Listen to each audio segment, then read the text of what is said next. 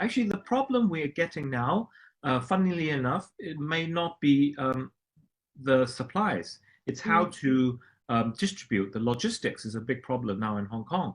We have things, but we have to strike a balance. We don't want people to queue. We don't want people to come up to private, areas and to create a risk. So this is a big situation. We can't get supplies to the right people. So these are the things that we have to face, and we have to solve one by one. With the 2 years, China has really learned our way of dealing with the pandemic. And he mentioned in our big cities, they are always on alert, right? There are already isolation facilities. The supply is plenty. People with volunteer teams ready to go in a moment's notice.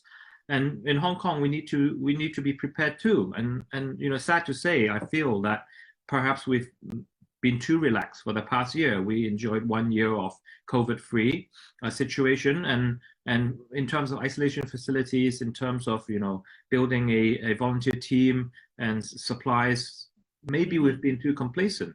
So moving forward, I think we need to work with the mainland authorities on a united strategy on how to deal with the pandemic. Do you see many in Hong Kong that are going with you in this so-called mentality change? We had over 25 years this year. I think that's long enough.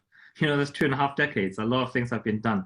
If you ask me, I think we are just playing a catch-up game now. With the new LegCo and the new government coming up, we really need to speed up. We always talk about Hong Kong efficiency. I'm sorry. If we see that, our mainland counterpart is moving at light speed. We have so many things to do. We have so many things to do to catch up. I think from the government, I think it has to start from the government.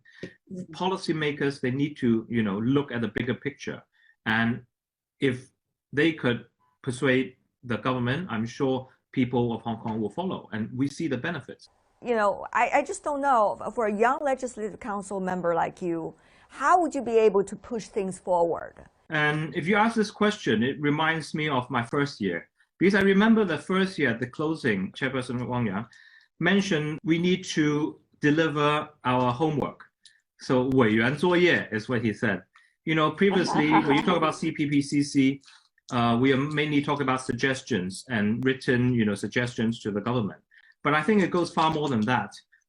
We need to be, as say, doers. We need to do more than just give suggestions. We need to contribute in terms of different homeworks, but how to tell the story to the average man on the street in Hong Kong. These are things that we need to be doing more to understand people from different point of views. If lucky enough that I could stay on, there'll be a lot of work to be done.